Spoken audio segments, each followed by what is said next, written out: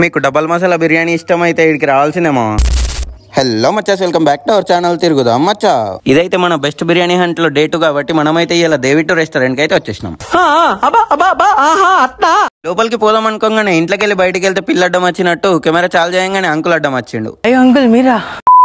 అవన్నీ వదిలేసి మనమైతే లోపలికి దూరేసినాం. అంబియన్స్ అయితే క్లాస్ గా డీసెంట్ గా అనిపించింది. ఫస్ట్ అయితే ఇక్కడ జనరల్ సెక్షన్ ఉండే, కానీ మనం కొంచెం పాష్ గా కనిపించాలని ఏసీ సెక్షన్ లోకి కూర్చున్నాం. పోకిర్ లెవెల్ ట్విస్ట్ ఏంటంటే ఏసీ ఆన్ చేయలే.